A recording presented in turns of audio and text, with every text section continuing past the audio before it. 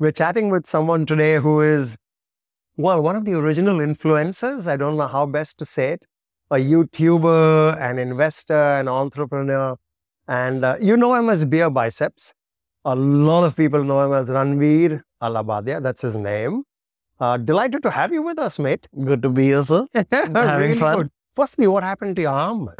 It's some version of tendonitis. The sling is from 10 years ago. I had a few surgeries on my shoulders back then. Oh, Yeah, but this is a mutually exclusive incident. I don't know what's happened. I'm basically just supposed to keep it stable. So that's why I'm keeping it stable. still got the smile on your face, brother. It's not so bad. And I get a lot of attention because of this, so it's great. Listen, remind me to buy one for myself. No attention these days, man. Yeah. There's these hacks I've figured over the years now. This keeps people away and it gets attention in the right rooms. There you go. So it's kind of a two-in-one thing. You're cleverer than you look, brother. You're cleverer than you look. I'm a bad guy trying to be good. Yeah. No, speaking of bad guy trying to be good, I want you to kind of roll back the years. I mean, we all know now, and happily so, that you've got a ton load of people that follow you, right? I mean, 3 million people on last count, and. That being the backdrop, Ranveer, roll us back to the early years. I mean, what brought you to where you are? Tell us about the personal side of your life that, kind of you went through to reach where you are. Sure. So I think I never really thought of getting into media because for the first 10 to 16 years of my life, I thought I'll become a film director. And I'm from a family of doctors. So usually when you're from a family that's extremely science oriented, your relatives and everyone will just try to tell you not to get into media. Like that's their mission throughout the time you're growing up. And I get it now because I'm in the world of media. So I understand where they were coming from. So kind of let go of film direction dreams. Got into engineering college, and engineering college was so intense. It was exactly like Three Idiots, but just worse. So it was just so intense that it brought back those film direction dreams. For some reason, I still kind of told myself that maybe films and media is not really possible, but maybe I could do a startup. So I was practicing my film direction. I got a fitness certification done in engineering college, and then post-college, I tried launching a startup. I tried launching an Uber for fitness coaches, create the UI, UX, got a co-founder, tried building a team, went to a VC, and the VC said, market this on social media because there's too many people trying to do this. So you should like first create a marketing channel on social media, and then maybe you'll have an easier time doing this. And then once I started YouTube, the rest is history. So almost by default, you got into YouTube. Yeah. Just because you wanted to create a community for the app. Yeah, I did. But then also the moment I began YouTubing, I realized two things. The first thing was I was getting to kind of create some sort of videos and films. And the second thing was that there's no one doing YouTube at that point. This is 2015. So for some reason, I feel like it was right before the Jio wave, right before Reliance came up with Jio. It was the right time to get in because all the YouTubers who got in at that time, talking about names like Bhuvan Bam, Prajakta Kohli, early AIB, all these people kind of exploded post-Jio. So it was the right time to enter, but it was extremely situational. Did you face opposition from near and dear ones and likes? Yeah, I lied to my parents for 2 years. They didn't know I was doing YouTube until like a family friend went and told them that, hey, I saw your kid on YouTube. So then I was questioned. I told them that for 2 years I was still building that startup. So when like right after I graduated from college, my dad made me sit down and he told me that, listen, I'm not going to pay for you anymore. So better do your own thing. So I said, okay. So they literally, they cut off pocket money. They cut off, like I was just living in their house. I was not paying rent, but I'm sure they would have asked me to pay rent also, probably a month post this incident happening. So the day he made me sit down, I realized, okay, I've got to go out and earn money now myself. So I'm building a YouTube channel. I'm kind of building out this app. I've not gotten funded. In order to build a YouTube channel, I need to buy cameras, probably need money in order to pay salaries. So I literally went out to Carter Road. By this point, I had like 3-4 videos online. So I went out to Carter Road and I went up to people, and if it was a slightly overweight person or a really fit person, those were my two targets. I'd go to the overweight people and say that, listen, I've put up free coaching online on YouTube. It's the first time an Indian channel is doing this. So go subscribe. And I would go to the fit people and say that I can take your fitness like to a higher level. And by just doing this, I met a lot of people who signed me up as their personal trainer. So then I started making a lot of money off of personal training. Like I didn't know there's that much money, and I was making all of that money in cash back then. So I was making a huge amount of money in cash. I took it back home, bought myself cameras, paid my early salaries, and then I started growing YouTube from there. I mean, you're dwelling on fitness. What's the story behind the fitness thing? Just grew up overweight. Had a pretty rough health situation when I was growing up. I had a gallbladder stone at like 15, 16. So I got that removed, and then I grew up doing martial arts. So at 16, because of shoulder surgeries, that actually stopped the martial arts, and I was looking for a replacement. So weight training happened to be that good replacement for me. And I got so into it, I figured that, okay, this is super applicable to a lot of human beings. So just decided to deep dive. So my first 2 years of my YouTube channel was just fitness videos, fitness, health, cooking, these kind of things, like very health oriented. I think my 30s and 40s are also going to be related to health content because it's the need of the hour. You're such a show off. Your 30s and 40s are years to come. See, I mean, I have this goal of going to Goa and living in Goa. I have a visual of myself being young and living in Goa. Therefore, I want to try retiring early a little bit. Oh, that's great, man. Yeah. That's great. That's fantastic. So that's your fitness. Yeah. Or what drove you to the fitness thing. Still, you're obviously still very, how should I say, invested in the fitness area. Yeah. There's a lot of other areas that you're now kind of flirting with. Tell us about those. Yeah. So the thing is, with YouTube, as you keep moving forward in the journey, and we don't see too many new YouTubers nowadays for this exact reason. It's extremely difficult to keep people hooked over, say, an 8-year period. I think you can keep people hooked up to like 3 years. Then from year 3 to year 6, you have to heavily reinvent. And then year 6 to year 9, I anticipate, you have to heavily reinvent. Because I reinvented so much, and we've kind of stocked up our YouTube channel with so many videos over the years, we have access to extremely deep data. Like from, the videos we even put up in 2015. Sure. So we know how many people are watching that, where they're stopping watching a certain video. And therefore, that allows us to predict trends. So at this point, I'm able to kind of choose what content I want to make and kind of what businesses I want to get into based on hype. Basically, what are people hyped about nowadays? So YouTube is a weapon if you know how to use it. So there's an entrepreneur in you as well, yeah, that has developed along the way. Tell us a little bit about that. You have started, efforts on your own now, and tell us a little bit about that as well. So my parents weren't taking my YouTube stuff seriously. That was, though there was a lot of money in fitness coaching. I was earning more money. I was earning like $1.5 lakh every month. And that was a lot compared to any of the placements I would have got through engineering college. And I was earning in cash. Right. So there was pretty much no, I mean, I know I won't get into trouble now because young entrepreneurship. Not a support young entrepreneurs. So where's all that cash now? Turn it into gold. No. So basically, I think coaching people, meeting, see who's going to pay you that much money as a fitness coach? It's probably rich people.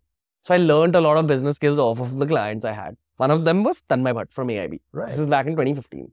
Lost a huge amount of weight. That was me. So, oh, nice. This is like really long ago. And he kind of told me that, listen, take your YouTube seriously. We are on the brink of some kind of explosion in digital. Influencer marketing is going to become a thing. So I said, what is influencer marketing? So he said that if I get a hero cycle and I Snapchat that I'm on it, they'll pay me. I said, how much? So he said, they'll pay me at least 30K. 30K seemed like such a huge amount back then. It was how much I was making through like maybe one client through training. I thought, okay, just for a Snapchat story. So I got intrigued by this word called influencer marketing.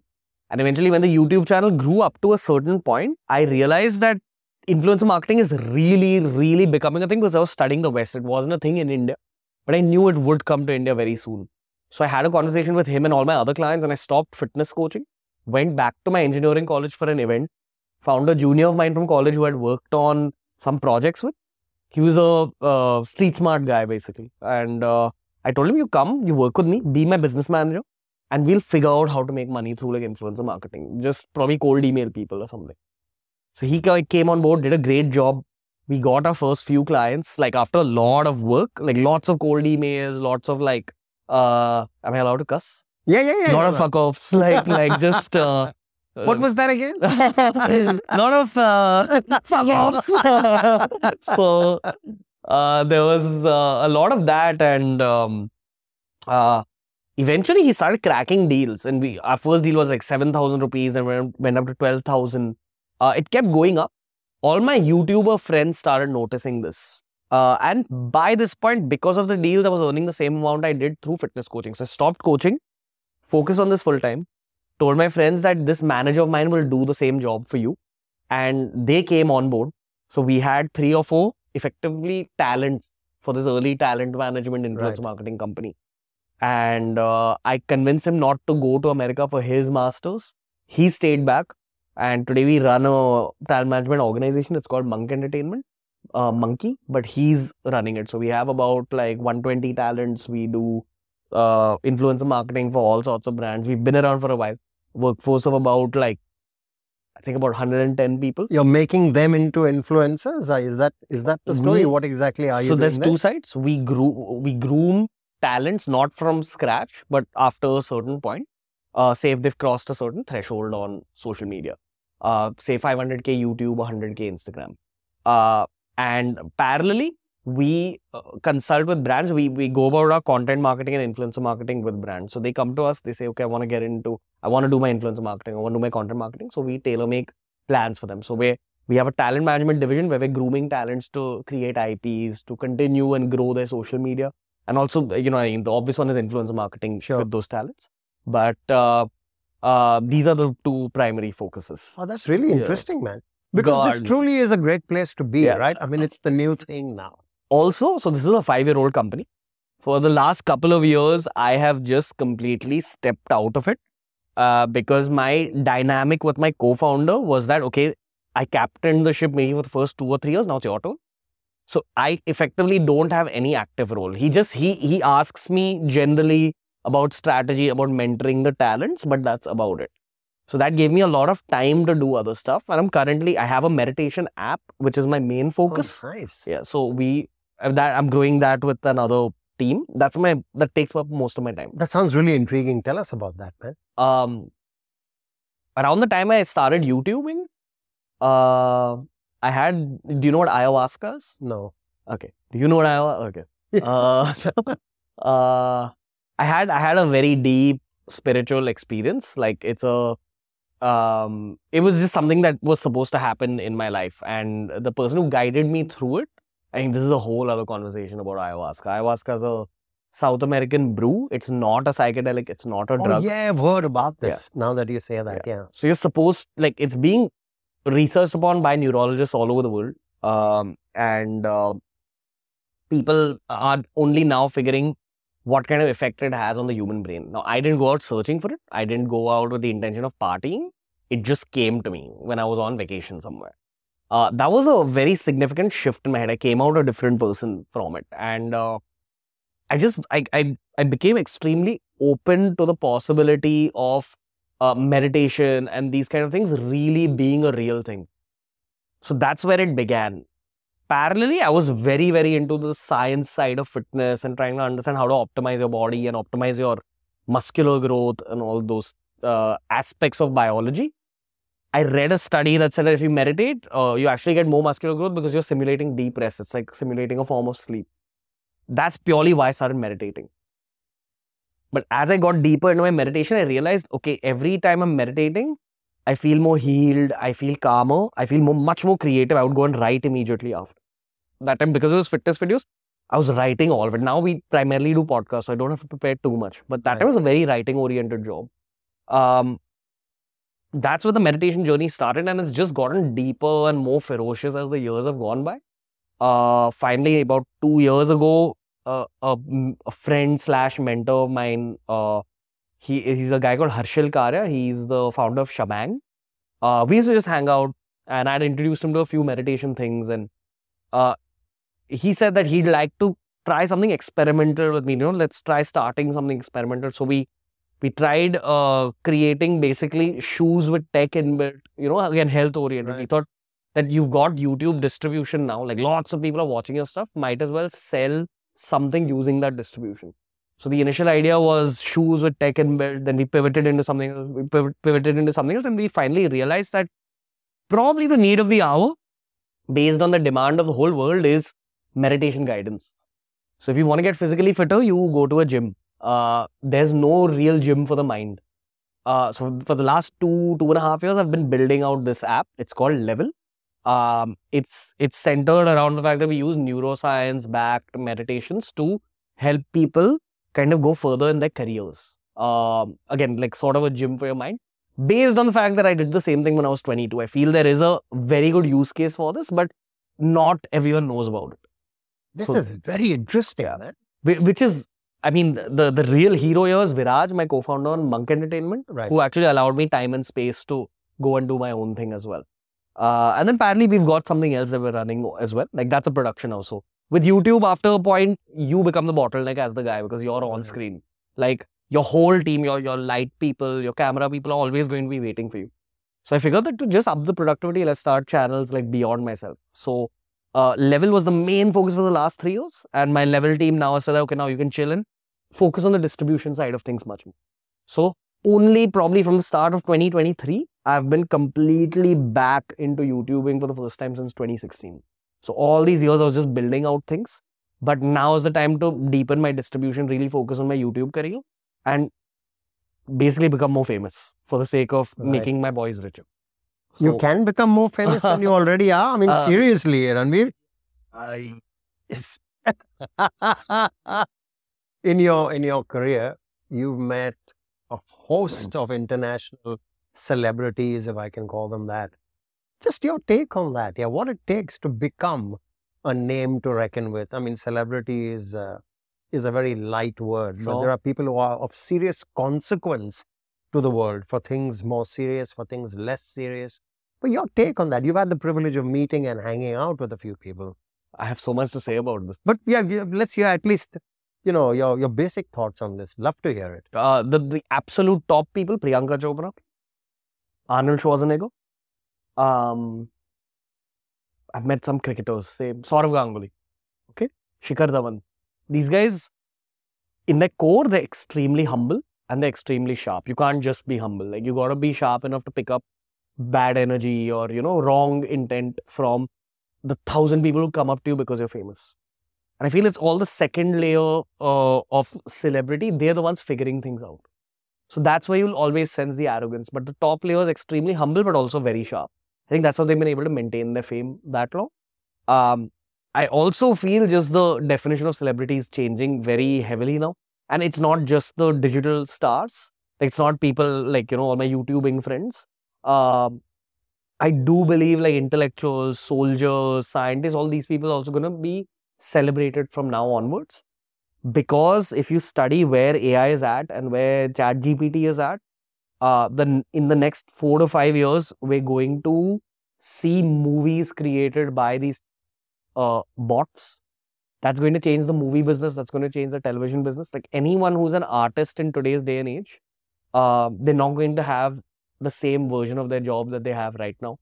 I know this has gone like to another direction. No, but it's interesting. Go ahead. Don't So I think not everyone in Bollywood. I have like some friends in I think the two people I could call friends to a certain degree are Ayan Mukherjee and John Abraham, and both these guys are extremely sharp about the future. They know what's happening. I don't see that with too many others. Some of the young people, yes, but all the older guard in Bollywood don't know what's coming. So and like a big tsunami of change is going to come over the next 5 to 10 years. So speaking of what's going to happen, blame it on the fact that some people grew up in another age and are not cognizant or haven't evolved with supposedly the world around them. There is this skepticism about being influencers. If I roll back the years and I see using cricket, using movies, they got paid loads and loads of money, the bigger stars, if I can call them that, to promote a product. And even then it was questioned, is there enough bang for the buck Is there enough of return on investment, and kind of thing. The flavor of the season for that topic now is influencers, as we know them. And there is a pro and a con. There are debates, for and against. Just want your take. Sure. It's a massive number of people who are influencers now. Like, you can't imagine how many people are influencers and how many of these have done influencer marketing. That's where the nuance is, that if you want to go about an influencer marketing campaign that's effective, first, as a brand, you need to have a lot of extreme clarity with what you're trying to do through the campaign. Are you trying to sell something? Are you trying to just brand your product? Are you trying to get more eyeballs? And then go in. Now, once you go in, I personally, I might be biased because I have an influencer marketing agency, but I do believe it is an agency's job to tailor make the campaign to be able to deliver the results. That's where most people go wrong, because brands just go in for the sake of doing influencer marketing. They just know it's like a hot term, go in and they think it'll work out for them. That's not the way it is. Brands need to go in extremely educated with clarity about what they want, and they'll be all right. In saying that, influencer marketing is gradually becoming lesser effective on Instagram and extremely effective on YouTube because of the psychology of using the two platforms. What's your psychology for going on Instagram? You're usually going escape, or you're going to feel emotions. That's the basis of Instagram. Right. You go to YouTube to usually either laugh or learn something. It's one of these two. And in today's day and age, it's mainly learn. Now, this used to be different, say, during the pandemic, where Instagram had become a learning-centric platform because everyone was at home. Platforms keep changing. So, the flavor of the season right now, this might be completely different 6 months from now, is that YouTube is more effective. Will that change influencer marketing spends overall on Instagram? Not at all. Like, I think a lot of brands are waking up to it only now. It is effective to a certain degree if you have clarity with what. So, another question. Initially, at least when I was growing up, you tended to do what was good for you, what was in your DNA. If you were built to be an engineer or a doctor or a pilot or whatever else floated your boat, right? There is an accusation at the moment around influencers that says they're really trying to be who they are not. So they're focusing more on opportunity-based, plans or strategy rather than who they are and how can they best monetize it. Yeah, it's true. But this system works only for a year. So for a year, you like surge ahead based on trends, based on what's hot. And then a year later, people get to know your truth. The audiences get to know your truth. The audiences only follow you if you're consistently putting out a significantly large amount of content, because there's that much competition that you can be forgotten like very easily. Audiences pick up on authenticity and fakeness very easily, especially Indian audiences, especially Gen Z Indian audiences. So there is no room after a certain point to be fake. So then there's no point to be fake, right? Yeah. I mean, if it's just going to... okay. I think you need gimmicks to stand out initially because there's that much competition. For example, I took up the name beerbiceps because it was a memorable name. Right. Then just stuck around. Like, do you know what Paul Levesque is? Yes. It's Triple H. Yeah. Most people don't know who Paul Levesque is. Everyone knows Triple H. Yeah. The gimmick worked. I feel maybe to a certain Yashraj Mukherjee, the guy who makes the reels, the music. Have you heard? No. You would have definitely seen his stuff. He takes a clipping from Big Boss and turns it into a song. Yes. So, but now he's shifting into like other formats of content. So you've got to use gimmicks to pole vault into like a higher. Basically, you need to get numbers through gimmicks, and then after a point, you have to be yourself. Okay. But it pays to be in touch with yourself, right? There's two formats of content that are working extremely well for the last year, and I anticipate that for the next 2-3 years, it's going to like blow up. One's extremely short, one's extremely long. So this is one because it's extremely real. It's like a real human interaction. And on the other end of the spectrum, you've got bubblegum content, which is in 15 or 30 seconds. Can you make another human being feel something? Right. You can make people laugh in 15 to 30 seconds. What else can you do? So people who crack that game will survive, and people who crack this game will survive. And both are not easy games because of the quantity of competition. Oh, well said, yeah. Well said. So uniqueness comes out, you might have to be gimmicky in a nice way. Yeah. To kind of grab attention and, get your initial kind of community around you. Yeah. And then the true self kind of emerges. And that has to stay interesting and continue to stay pertinent, which is pretty obvious, you know. You know, it's a very stupid comparison, but growing up, I was a big wrestling fan. There's so many parallels with the world of wrestling and reinvention and gimmicks when you compare it to like the world of influencers. People get bored of the same gimmicks. People get bored of the same storylines, the same characters. A lot of freshness that's required. And currently, we're in the age of edginess because people have been so careful about what they've said for so long out of the fear of being cancelled. The world is waking up away from wokeness and sensitivity into, listen, throw me some offensive humor, throw me some real conversation. So I think we're actually entering a nice phase of content where shit's going to get real. That's my big hope. Man, I'm sitting really comfortably in that last sentence of yours. Because, I mean, blame it on my age, like I said, but I just couldn't connect with some of the stuff that's going around because it just seemed so out of reality. But that really kind of puts a smile on heart to hear that over the next swatch of time, you know, reality is going to creep back in. Into communication. I'll probably add like a line there. I'm sorry, I'm cutting you. No, please. Tanmay has been a friend ever since I trained. Me and him, whenever we meet, we probably meet once in 6 months and we'll always discuss where content is at according to him and according to myself. The most recent conversation was about 3 months ago and we said that he told me that he believes it's at the point of extremes. So, for example, with my podcast, when we began, self-improvement content worked extremely effectively because no one had done Indian self-improvement content. So if I was doing a podcast, I'd ask someone, okay, what are your habits? You know, like what time do you wake up? How do you increase your productivity at?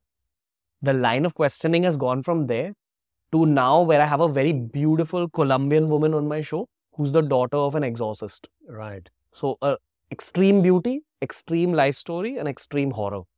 This combination works. Hey, is that easy to find? I mean, no. Yeah, I mean, lot of things have like just come my way, and I have a production and research unit just finding these freak stories from the world around us.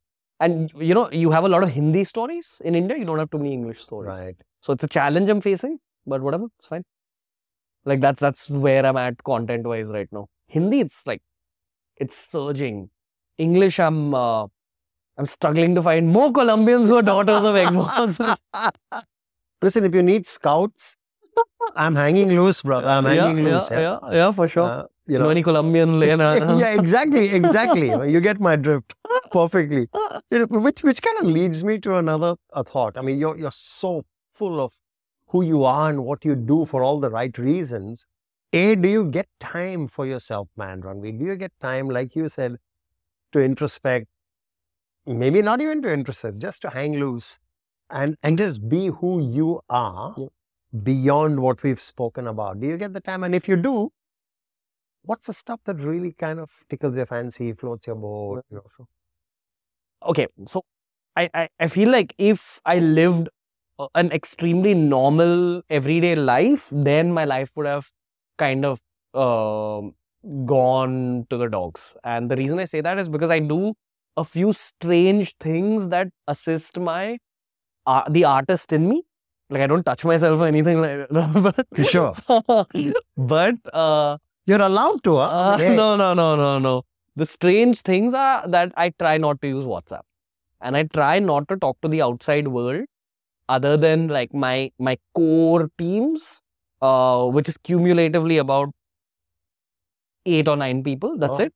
My mom, my sister, and if I'm dating a girl, then that person. You know, and I limit myself to fewer human interactions because I have to again keep thinking about creativity for the sake of business and content and podcasting, etc. The way you sustain as a podcaster in the modern day is that you have to study a lot yourself because it can't just be questions. You have to bring your own perspectives. So this whole journey that I've taken on has suddenly become very challenging. Therefore, I need to be a bit of an artist, a bit eccentric, and I'm okay with it. Like my friends seem to understand where I'm at.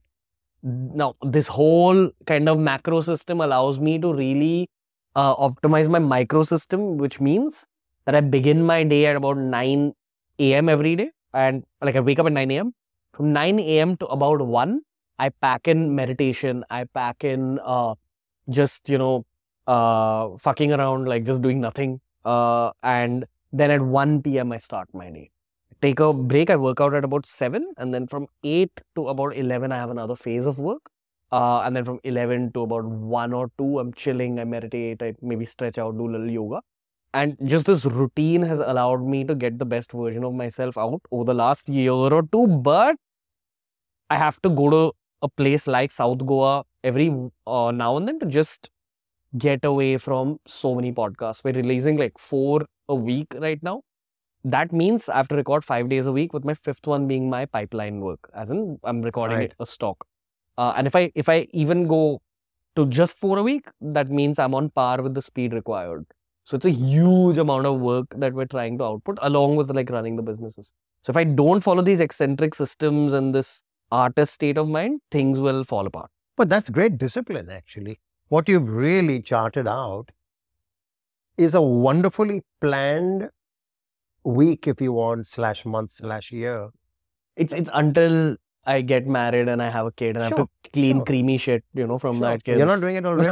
No. You're getting away light, brother. Do you also kind of chart your course? I must tell you, I'm not going to say a victim of that. I love that, actually. I kind of chart my course. Sure, there's vision, but I chart a 3-year course, let's say, for example. And then I break it down into the areas, personal, professional, that I want to achieve in 3 years, and then kind of put it. It's not a rocket science thing I do, but it just kind of creates perspective in my head every twice in a while about, am I focusing enough on A or B or Z or whatever else, right? It just kind of creates perspective or reminds me of where I believe I want to be, or, in a 3-year period or beyond. Do you do that? I think it used to be a 5-year thing. Right. And then with where technology is at, like the engineer in me is still very much alive. So I follow, what's happening in the world of tech very ferociously. I think now at this point, it's about a 2-year game plan. Like I only think as far as the end of 2024, because I've learned from the world of social media and tech that things can be so rapidly new and change up your plans completely. So my sweet spot is 2 years. Okay. Yeah. And what are the plans? I mean, I don't want to obviously don't want anything you to say anything you don't want to say, but I have nothing to hide. I think Hindi podcasting is like it's kind of become really hot culturally. That sometimes as a YouTuber, not just based on your views or your data, just your experience of life changes. Like if I'm in an Uber or an Ola, the cabbie for the first time knows who I am after 8 years of content. And he's discovered me through like these cricket podcasts and, Hindi, army podcasts and all. So I think the whole map of podcasting listenership is changing very heavily. So it would be very stupid for me not to keep Hindi podcasting as a part of my plans. I'm personally not too sure about English podcasting. I might switch that up because, again, it's just becoming, I've done about 300 guests by this point, with 300 Indian guests, and people have reached a point where either they want to see like extreme level of celebrity, which I would even put Mukesh Ambani, Anand Mahindra, these kind of people in that bracket, or they want to see extremes. So it's just difficult to scout for guests. So I'm trying to think of a reinvention on English, and I have some ideas, maybe some sort of an Indian Trevor Noah type situation. Sure. But Hindi, I'll keep continuing this conversational thing. I feel Hindi as a language, it also, if you keep speaking it and if you try to think in it, and that was a huge effort for me. It's not my thinking language. But it changes you as a person, makes you more artistic, more emotional. So I can use those emotional skills to be able to write English poetry for my extremely urban and South Mumbai-centric Instagram. So it's all feeding off each other. I'm really enjoying these two kind of journeys, but let's see where life takes us. And I have a co-founder of mine, Manish Pandey. He's been a mentor to me earlier. He said that if in 3 years we're still in Mumbai, then we've done something wrong, because you need to choke out India for all its like podcasts, possible good podcast guests, and then figure out what you want to do with life. He's like, if you want to do your whole Goa thing and just have an early retirement, that's fine. Do that, but you can't be here. So that idea is very kind of locked into my head. Man, it's been a trip chatting with you. Honestly, it's been a trip. And I say this on a few of my podcasts. I'm certainly going to say it on this one, that it would be great to do, might not be in the immediate, to do another chat with you, just to kind of figure out how things are changing. And I'm being purely selfish here. Sure. Because it's educative, to say the least, not just for me, but for everyone who kind of tunes in and takes a look at who you are outside of, beer biceps or the digital personality that you've created so brilliantly. Thank you, sir. I'm going to end with a request. Sure.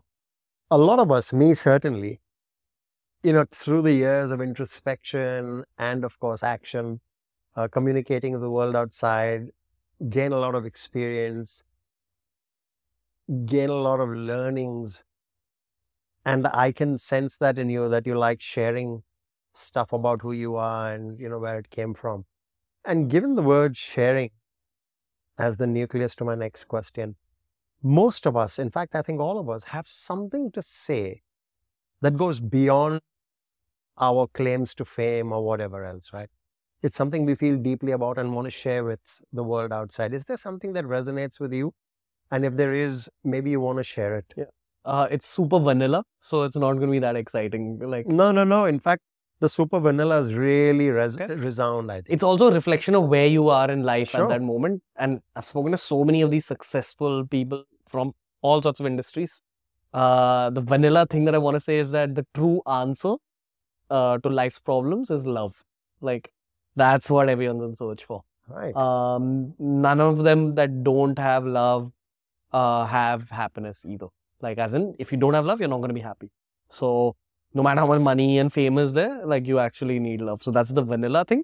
The other thing I'd like to say is that it is important to kind of be a Slytherin house member as well. You don't have to just be Gryffindor. Right. That's how you actually make it. And I think that evil element without breaking your sense of ethics and morals is very much required, especially in media or in any industry. Right. And I've seen a Slytherin in the military, in cricket, in films, in business. It's needed everywhere to kind of go further. So you have to be a little edgy. Yeah. To balance out the vanilla, 'cause I don't want to just be that. 6 of one and half a dozen of the other always helps. Yeah, always helps. Yeah. But honestly, Ranveer, man, it's been Thank a you, sir. trip having you on Thank you, this sir. chat. And like I said, selfishly, I'm prepping you for a chat 2.0 Happy to do it. whenever that happens. But thank you once again, not just on our behalf, but on behalf of those crazy number of people Thank you, sir. that will hopefully tune in to figure the person behind the personality. Thanks Means a lot, again, sir. man. Thank you, Absolute sir. pleasure. Pleasure. Well, this is Tellis Like It Is. And like I said on the top of the show, you are not going to be disappointed. This is going to be special. Hey, I told you so. And hopefully on every episode of Tellis Like It Is, we'll bring you wonderful personalities and we'll get to know the person behind those personalities. Thanks once again for tuning in. See you the next time.